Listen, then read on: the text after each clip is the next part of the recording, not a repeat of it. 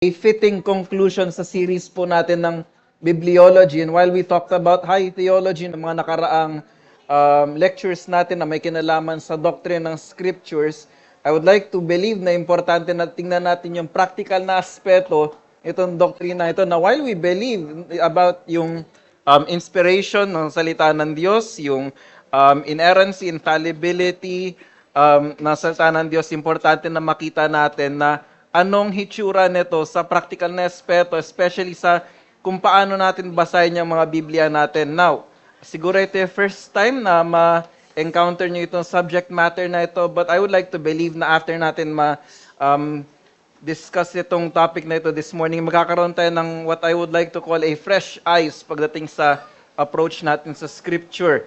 Now, before we continue, tayo po yung muna sumandaling manalangin. Hingin natin ng tulong ng Panginoon in order for us to find value sa atin pong lecture this morning.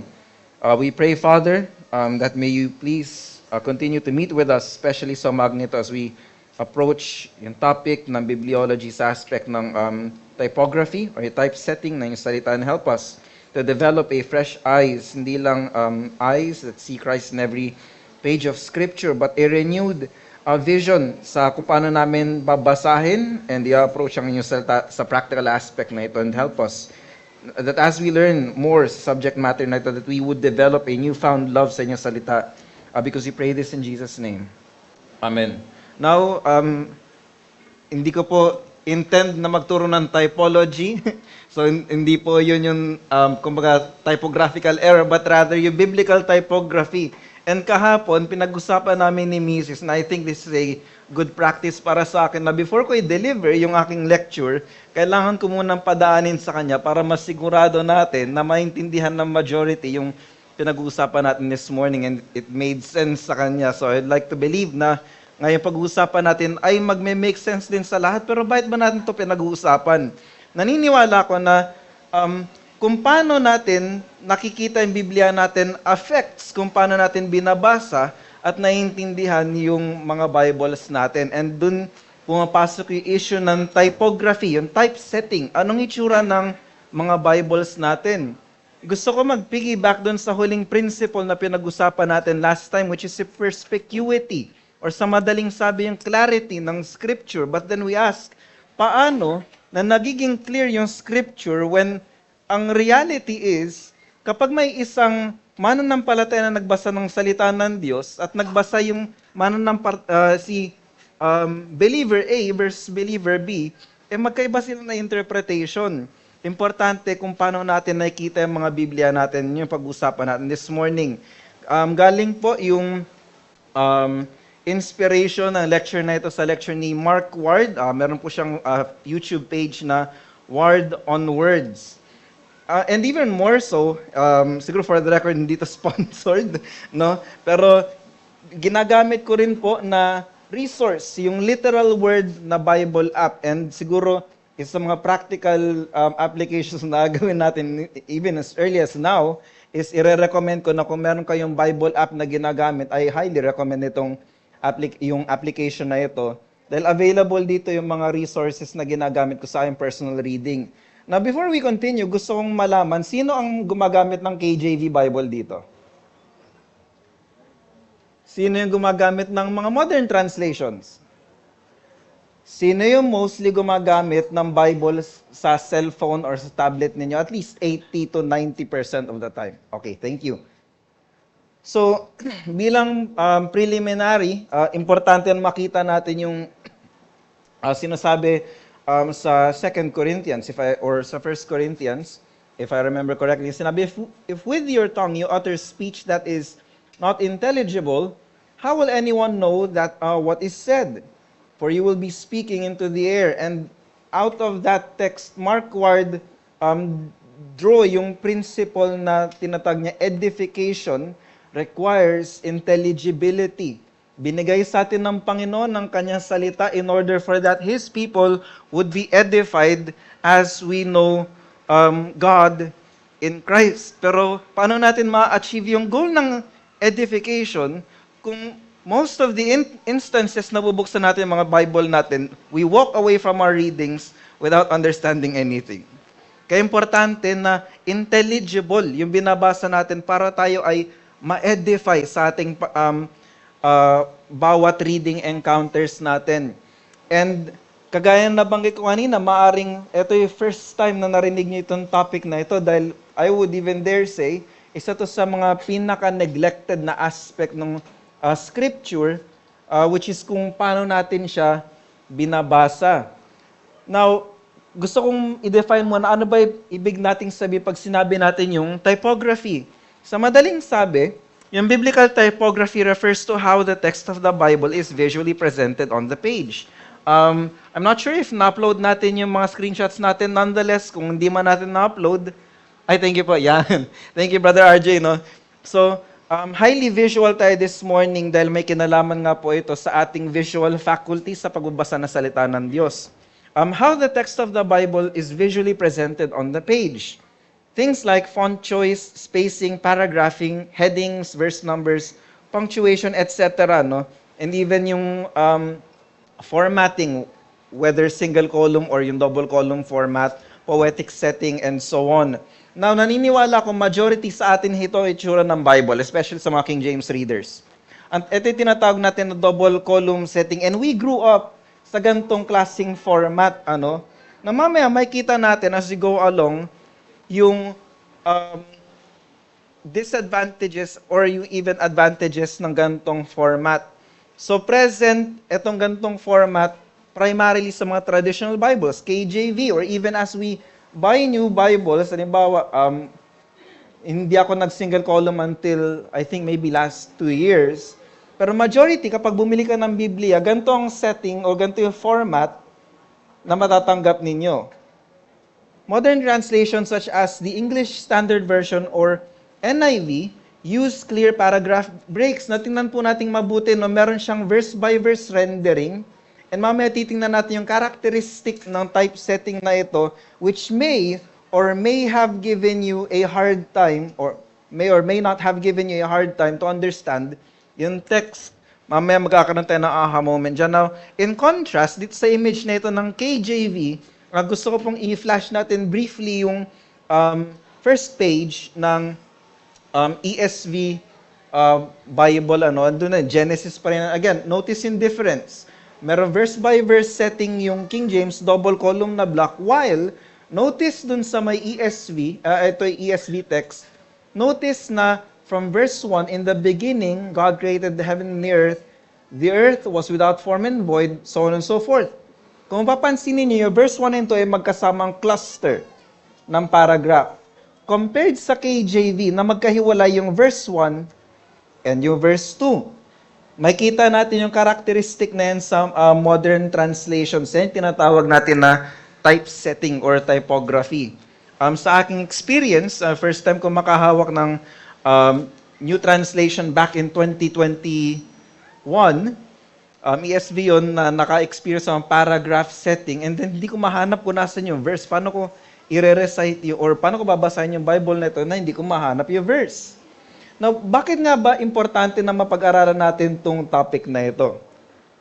Typography shapes how you read and interpret Scripture more often than people realize. Paragraph breaks, for instance, can suggest where a thought begins and ends, which can subtly guide interpretation. If a passage is broken differently, it might feel like a new idea when it's actually a continuation. And meron po ko dito, I'm not sure if this is the first time you will see one of these things. Pwede ko po siya i-share mamaya, pwede niyong paikutin dyan. Ang tawag po dito ay Reader's Bible. Hindi siya kagaya ng conventional Bibles na meron tayo, na may 2 column, may verse, or even sa modern translations ay kumbaga may paragraph breaks, section headings, chapter breaks. Pero itong Reader's Edition, hindi lang po ESV meron ito, ito ay presented or formatted in such a way that it looks like an actual textbook. Now, bakit natin kailangan makita yun? Sinabi ng introduction ng edition na ito, ang mga bagay na ito, sinabi niya, the structure of words on a page tells us how to read a book. This is especially in the case of modern Bibles. Bold headings act as a signpost to announce what is to come. So makita niyo yung mga Bibles siguro na para may titles sa paragraph breaks. So parang yung nagsabi sa inyo na ito yung theme nitong pericope na to, itong subsection na ito, if I can call it that. Chapters and verses play or can play a helpful role, making it easy to locate passages by a kind of shorthand. Clarification about what we are reading is provided by footnotes. These structural components serve an important purpose and have become what we expect in every Bible. Yet, none of them played a role in the original documents included in the Bible. Now, think about this, mga kapatid. No? I'm not sure if I don't think I did. Pero dito po sa first page pa lang ng Reader's Edition, magpapakita siya ng kumbaga illustration, ano ba hitsura at least nung earlier text ng documents ng Bible. Meron tayong tinatawag sa New Testament text na may tinatawag tayo na uncial text, or I think ngayon tawag na sa kanya ay majuscule text. Ang hitsura po ng mga kapatid ay parang all caps, dikit-dikit, walang punctuation whatsoever. Ganon ang itsura ng New Testament text, at least in its earlier form. Each book of Scripture was therefore viewed as a unified whole and often read that way. Yung sinasabi ng introduction ng edition na ito. And siguro, gusto ko na ibigay yung time na paikutin na itong Bible na ito para makita na ng majority kung ano yung tinutukoy po natin. So, pwede po ninyong makita briefly. Pwede. So, kung mapapansin niyo po yung edition na yan, looks like a textbook or a storybook. So sinasabi natin, what we're trying to present here is that how we read our Bibles now is not exactly how the first century Christians or even yung Jewish contemporaries ni Christ read their scripture. Now, kung titingnan natin sa Nehemiah chapter 8, verse 3, gusto ko pong pumunta doon saglit, Nehemiah chapter 8, verse 3. In fact, gusto umpisan sa verse 1 rather, nung Nehemiah chapter 8, na sinabi doon, "And all the people gathered as one man at the square which was in front of the water gate. And they asked Ezra the scribe to bring the book of the law." By the way, pag sinabi the book of the law sa lumang tipan, ang tinutukoy po ito yung first 5 books. The book of the law of Moses which the Lord had given to Israel. Then Ezra the high priest brought the law before the assembly of men and women, or men, women, and all who could listen with understanding on the first day of the 7th month. And to highlight, he read from it, from the book of the law, before the square which was in the front of the water gate, from early morning until midday. Imagine, kung ang service o yung Lord's Day natin, ang ginagawa ni Pastor Eli or ng mga preachers ay babasahin from Genesis to Deuteronomy. Ganon yung practice ng Jewish contemporaries ni Moses or even yung Jewish people before the time of Christ when they approach Scripture. Isang dire-diretso na reading. And I would like to believe na hindi, may sense na hindi na nila kailangan na exposition because those words are written or even given directly to them. So alam na nila application nun. Obedience, may blessing. Disobedience, of course, may covenant cursings na nakapaloob dito. That's what reading the scripture looks like during the Jewish contemporaries of Christ or even yung time before Christ. Doon naman po sa 1 Thessalonians chapter 5 verse 27, medyo may relationship siya doon sa Colossians chapter 4 verse 16. Siguro po briefly gusto ko may tumingin doon sa dalawang text na yon. Isa po sa 1 Thessalonians 5:27, isa sa Colossians chapter 4 verse 16.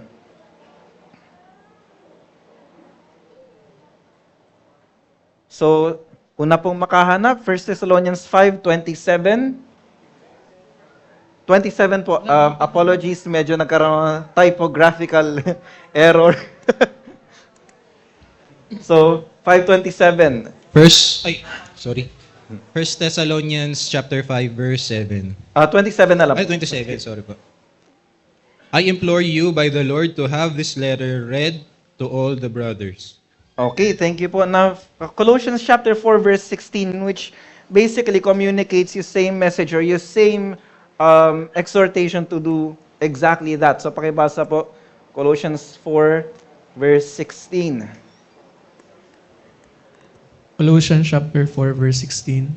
And when this letter is read among you, have it also read in the church of the Laodiceans, and you, for your part, read my letter that is coming from Laodicea. Maraming salamat po. No? Now, kagaya nung Old Testament time, yung New Testament Christianity approaches yung text of Scripture as a whole unit. So, kung ilalagay natin yung sarili na sa kanilang katatayuan, kunwari si Pastor Eli, yung isang church elder no first century, kapag umikot sa kanya yung letter ni Paul, babasahin niya po yun from chapter 1 hanggang end ng chapter, halimbawa, 1 Corinthians, no? From chapter 1 hanggang chapter 16, end ng verse na yon. Ganun yung approach nila sa New Testament letters. So, how our Bible reads affects how we interpret Scripture. Kaya importante na mapag-usapan natin yung bagay na ito. Since we claim and we even make the assertion na clear ang Scripture. How? Depende sa kung paano natin siya binabasa. Now, ano yung mga pros and cons ng good or even bad na typesetting or typography ng Biblia? Gusto ko muna mag-umpisa sa bad news. Now, before I proceed any further, I'm not saying that there's something inherently evil sa mga Biblia na hawak natin. What I'm just saying is that depende sa kung paano natin binabasa yung Bible, we come away with a certain interpretation because of how we grew up approaching the text. Majority ng evangelicals approach yung Bible as if isa siyang fortune cookie. You crack one up, you get one insight, and you go on with your day. Hindi po ganun ang Biblia. Isa po siyang isang unfolding story regarding sa redemptive work ng Panginoon and what God desires for His people. Now, ano muna yung mga disadvantages? Fragmentation of thought, yung verse-by-verse layout. Na ito yung kinalakihan natin for the most part. And I think this is one of the many, not to the KJV's detriment, no? One of the issues. One of the most subtle but influential issues is how verse-by-verse formatting trains readers to read each verse as a complete standalone unit. Over time, this conditions the mind to read scriptures in fragments rather than as sustained arguments or narratives. Now, while we draw our systematic theology from the Bible, which is of course, naniniwala ko na ating systematics ay consistent with what the Bible teaches, we need to understand na when Paul wrote these letters to the local churches of his day, hindi siya sumulat ng mga letters for systematic theology. He wrote those letters to address certain issues going on dun sa mga churches na yon. Now, siguro gusto po balik tayo dun sa first image nung Genesis ng King James Version, and may gusto po kung mapansin natin dun sa King James typesetting. Now notice, verse 1, verse 2, verse 3, mapapansin nyo po yung mga, yung beginning ng verses, lahat ay nakakapital, lahat, yung beginning na sentences. While it is merited on some aspects, I think hindi siya helpful sa ilang aspects ng Scripture. For example, buksan po natin sa Hebrews chapter 9, verse 27. Sige po, Brother RJ, pwede nyo na pong i-move forward dun sa next image. Hebrews 9:27. Anyone can recite this text on top of their head, anuman pong rendering ang na-memorize ninyo, and this is an evangelistic text, no? Hebrews 9:27, babasahin ko sa LSB, and in as much as it is appointed for men to die once, and after this, comes judgment. Now, so far so good. Orthodox pa naman. Totoo naman na kapag ang tao ay namatay, mamatay na siya minsan and then after naharap na siya sa Panginoon. Pero when seen sa kanyang kabuang context, and I would like to believe si Brother Ezek has already preached through chapter 9, pero when seen sa kabuuan ng context niya, not only does it communicate yung oneness ng event ng death, yung oneness ng event ng death ng tao reinforces yung fact that what Christ did only happens once. Wala na repetition. So it gives yung text na ito a greater meaning when contrasted sa kung anong ginawa ni Kristo para sa atin. Now, let me read yung kabuuan. Of course, nandiyan yan sa screenshot natin. And as much as, notice, highlight ko yung mga phrases that, kumbaga, emphasizes yung illustration na yon, yung correlation ng one-time event ng death ng tao versus yung one-time event na ginawa ni Kristo yung kanyang ginawa, and inasmuch as it is appointed for men to die once, and after this comes judgment, so Christ also having been offered once. So, mas nagiging clear na again, while we can take Hebrews 9:27 on its own as an evangelistic text, kumbaga mas na-unpack natin yung meaning ng text when taken as a unit. In books like Romans or Hebrews, where ideas build carefully across multiple sentences, this can distort understanding without the reader realizing it. And again, not to the reader's detriment, we grew up with this tradition, pero how our Bible reads affect how we understand and interpret the text. It quietly encourages proof texting and makes it harder to follow the author's intended flow. Sa may mga KJV siguro, I want you to notice yung differences sa modern translation. Verse 27, capital yung A sa and in as much as. Pagdating sa 28, naniniwala ko na capital din yung S dun, so Christ also. Kasi ganun yung typesetting ng King James, which somehow communicates, this is a new thought. Bagong paragraph na ito na for some reason, siguro walang kinalaman sa naunang text. Isa pa sa mga disadvantages ng bad typesetting ay ito. Artificial breaks in argument, paragraphing, and chapter divisions. Paragraph breaks and chapter divisions feel authoritative on the page, but they are editorial decisions. When they fall in the wrong place, they can suggest a shift in topic or emphasis that isn't actually there. Readers often trust these visual cues instinctively, so the structure they see becomes a structure they assume, even if it is misleading. Mamaya makikita natin yan demonstrated in detail. And I think this is where the aversion from using yung modern translation comes from, especially sa mga traditional King James readers. Loss of literary form, poetry flattened into prose. Now, gusto kong, yung may mga King James Bible, gusto kong makita ninyo yung hitsura ng King James Bible ninyo sa Psalms versus yung format ng Psalms sa modern translation. Now notice, sa King James, para isang straight sentence siya, while sa modern translation, mapapansin nyo para merong seeming format, yung first line, and then yung second line, medyo indented siya papaloob na gano'n. Now, the reason behind it is that yung mga ganong format na makita nyo is classified as poetry. Importante na makita natin yung text according to its literary structure. Hindi po lahat ay kumbaga titingnan natin biography tapos lahat ganon na, puro dire-diretsong line na lang. Now, isa sa mga examples, perfect example na pwede natin i-demonstrate, yung kawalan na hindi natin ma-identify, poetry ba ito, history ba ito, biography, epistle or letter ba ito, we can tell basically, depende sa kung anong translation ng hawak natin. Now, Proverbs chapter 24 verse 18, verse 16 rather, ang dami nagko-quote nito, especially sa basketball, no? For a righteous man falls 7 times and rises again.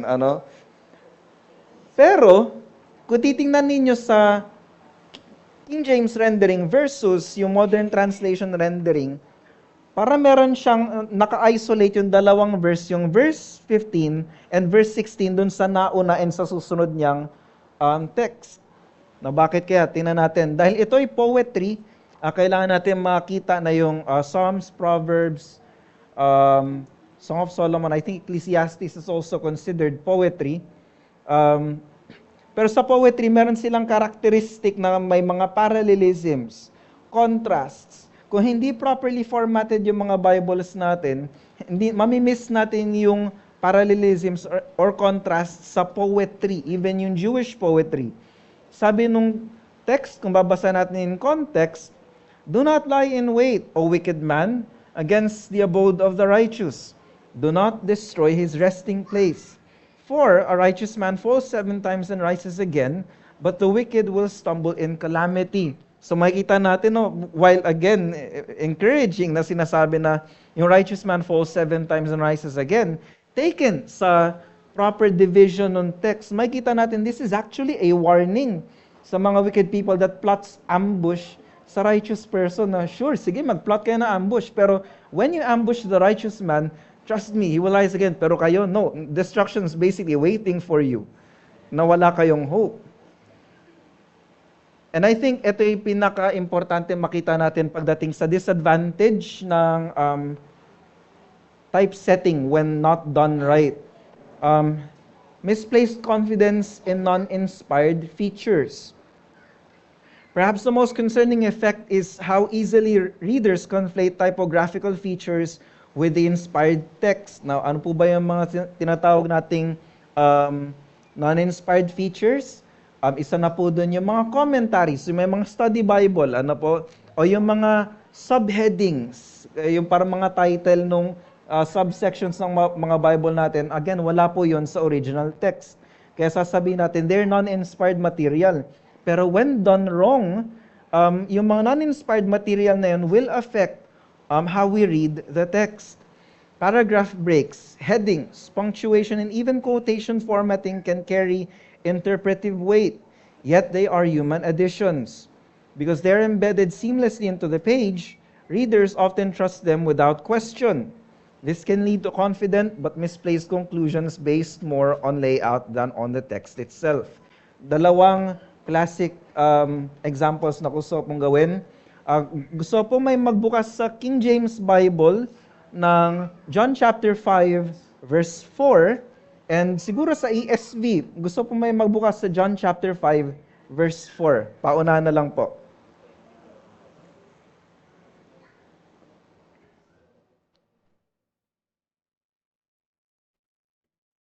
Siguro sa may King James na makakapagbasa po ng John chapter 5 verse 4.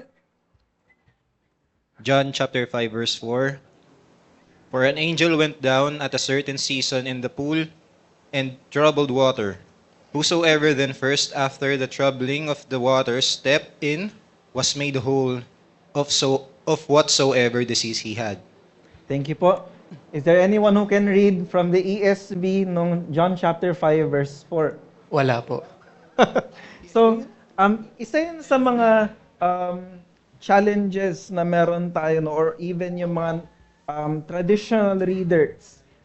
Kapag tiningnan natin, and I think dito nanggagaling yung accusation ng mga King James onlyists na, oh, nagtatanggal kayo ng verses sa Bible and all that kind of stuff. Dahil sa non-inspired material. Now, kung walang verses yung Bible, makikita nyo kayo yung difference? I don't think so. Isa sa mga classic accusations ng King James onlyists, John chapter 5 verse 8 or verse 7 hanggang verse 8. Kailangan ko pulit na magbabasa from the King James and someone na pwede magbasa from the ESV. Or kung sino merong may NIV dyan, then better. 1 John 5, 7, and 8, una sa King James, and the next will be either from the ESV or NIV.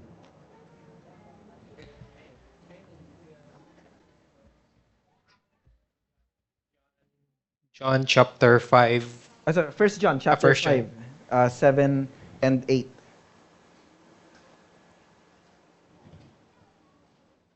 First John chapter 5 verse 7 to 8. For there are three that bear record in heaven, the Father, the Word, and the Holy Ghost, and these three are one. And there are three that bear witness in earth, the Spirit, and the water, and the blood, and these three agree in one. Thank you po. Na sino po pwede magbasa sa ESV?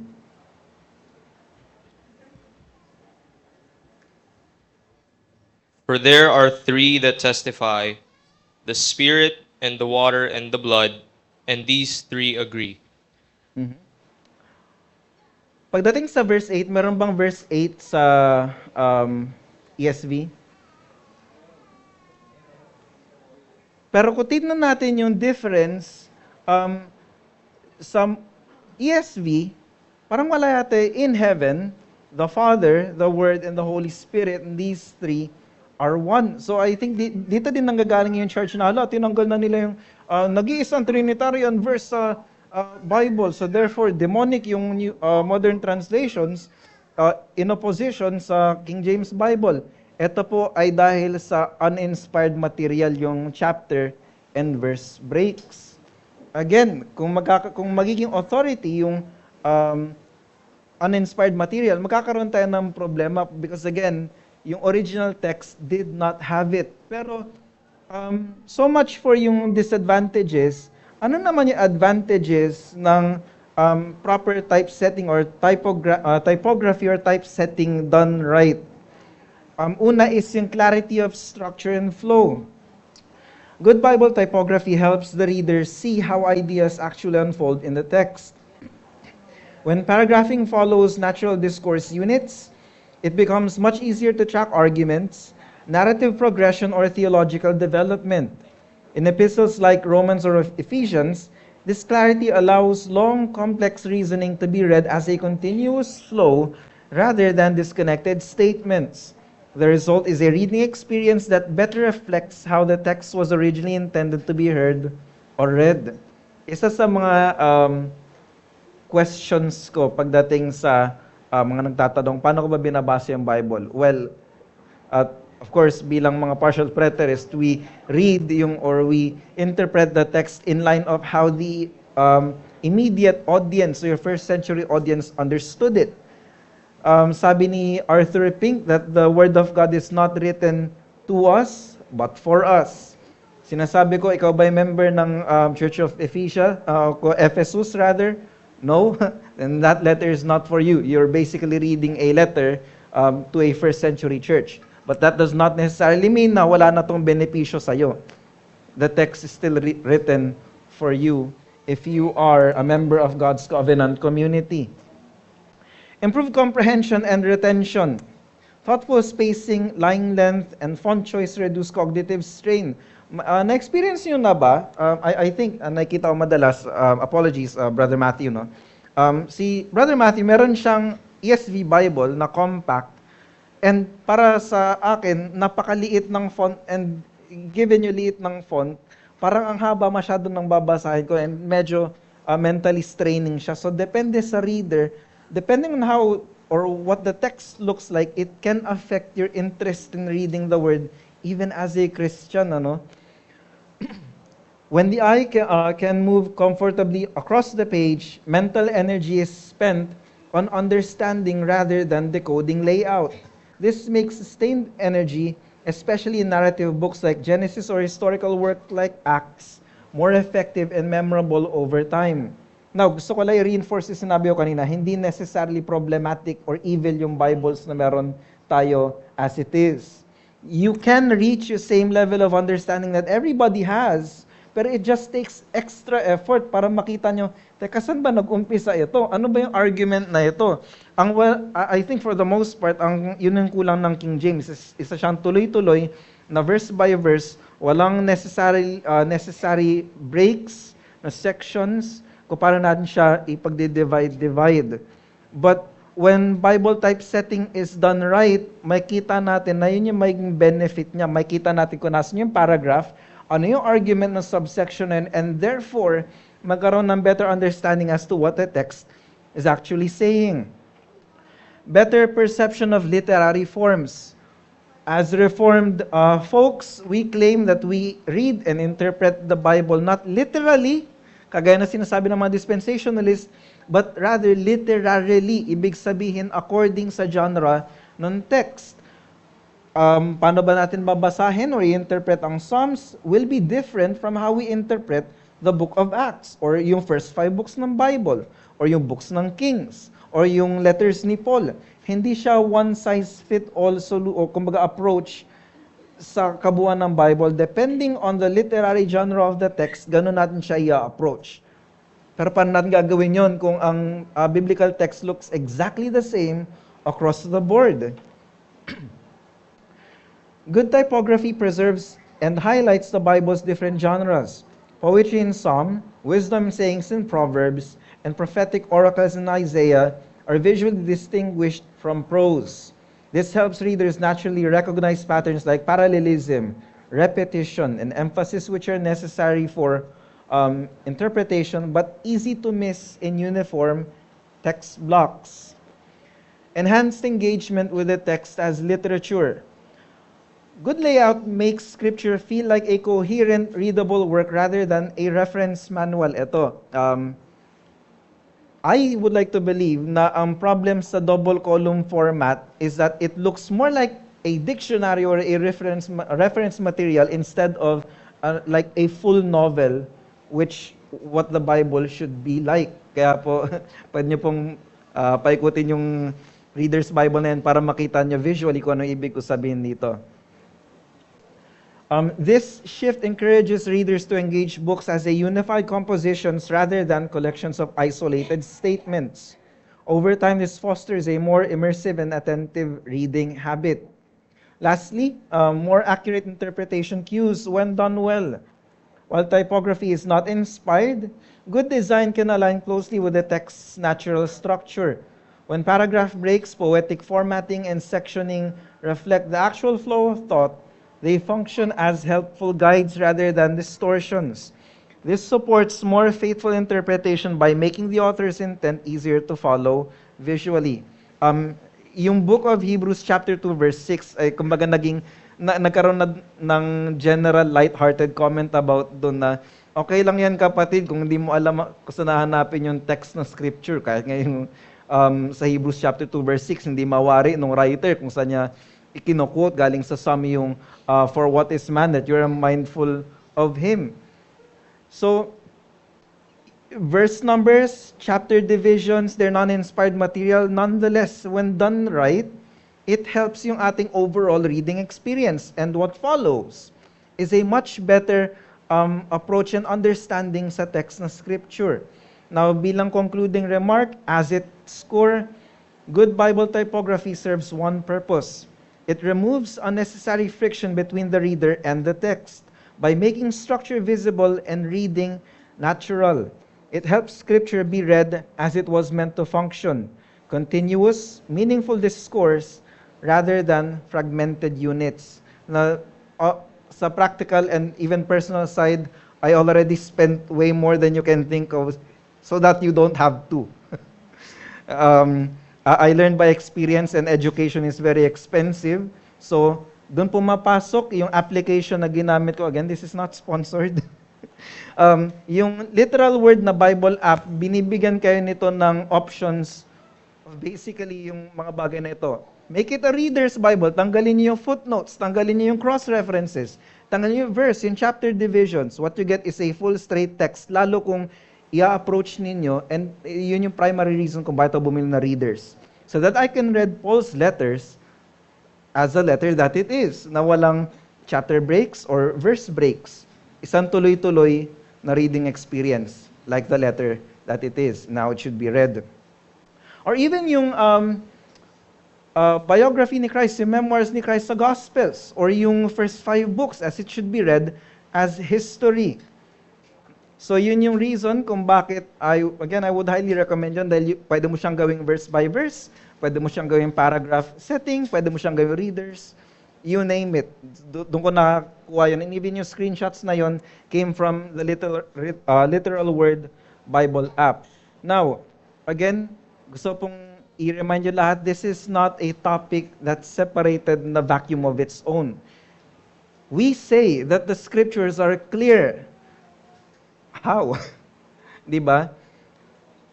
Makikita natin yung clarity ng scripture if we have access to these kinds of resources which God has graciously provided us. Appealing to the doctrine of perspicuity of the scriptures, God has provided us with the means that we can utilize in order to get a better understanding of what the text says.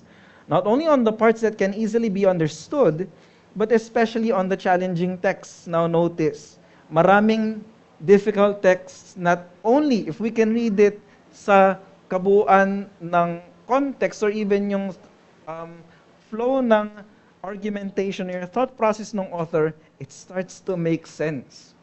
Kaya available to mga resources na ito.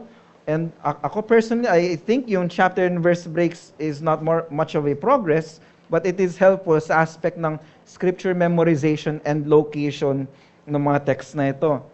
Isa pang practical application is using reader-friendly editions, kagaya na single column, minimal verse numbers, clear paragraphing in study groups, and devotional readings can gradually retrain the congregation to read scripture in larger units.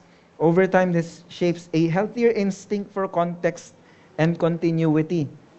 Isang research na ginawa pagdating sa reading ng scripture, especially if you're following a reading plan, is gaano mo katagal kayang tapusin ang Book of Genesis? Usually, mga 2 to 3 weeks siguro kung sinusundan mo yung Bible reading plan. Pero if titingnan mo siya, babasahin mo siya from chapter 1 to chapter 50, 51, or chapter 50, I think kaya niyong magawa in just one day or even a few hours as the text should be read. So, pagdating sa editorial choices, ako ay huge fan ng Legacy Standard Bible and ng New American Standard Bible dahil sa editorial choice na kapag magsasite si New Testament writer ng Old Testament text, visually pinapakita niya yon in such a way na lahat ng text ay nakakapital. Para alam mo na si writer ay nagsasite ng Old Testament text. And then sa cross-reference nyo lang makikita anong text yung kanyang ginamit doon. And even yung Literal Word Bible app has that access para sa inyo, para makita. And really, when I first came across Romans chapter 3, verse 10, na-realize ko, so si Paul pala para nagpe-preach lang citing Old Testament texts. And notice, sinabi lang ng New Testament writers, as it is written. And then sinabi, as it is written sa book of Psalm, chapter 14, verse so on and so forth. That's not what he did. Dahil nga, yung verse and chapter breaks ay later editions and it's non-inspired material. Nonetheless, yung resources na meron tayo, I would like to believe has been graciously given to us by God in order for us, His people, to develop a good reading habit of His Word and in the process understand His Word and understand what He wants for each and every one of us. So, going back sa nature ng salita ng Diyos being originating from God and God having this capacity to communicate with clarity, naniniwala ko na ito ay isa mga practical and maybe even yung neglected aspect ng bibliology that needs to be recovered. So yun lang pong lesson natin this morning. Medyo chill lang, wala masyado high theology. Pero if may questions kayo, pwede po tayo mag-entertain ng mga 2 to 3 questions. Or if not, pwede po natin siyang i-save para sa Q&A natin sa lunch fellowship. Sige po, save na po natin yung questions or even yung reflection natin later. Let's pray sa conclusion nating lecture this morning. We thank you, Father, sa umagang ito, even for this date you've gathered us, your people, para mapag-usapan ang mga bagay na ito. And we thank you for your word. We thank you for your revelation na binigay niyo sa amin in Scripture. And we thank you for giving us the means para ma-access pa namin, magkaroon kami ng better understanding of what you are saying and what you'd want us to know from your words. Help us all, your people, to develop a newfound love and a renewed vision, a fresh vision sa inyong salita. And help us to be sanctified sa aming reading habits sa inyong salita. And may we take advantage of all these means na inyo pong pinagkalob sa amin graciously. You do not owe it to us, but you gave anyway. And we thank you na sa pamamagitan na ito, we see Christ in every page of Scripture. And then one day, we see Christ face to face, the living Word. But for now, may we be satisfied with the written words that you have given us, because we pray this in Jesus' name. Amen.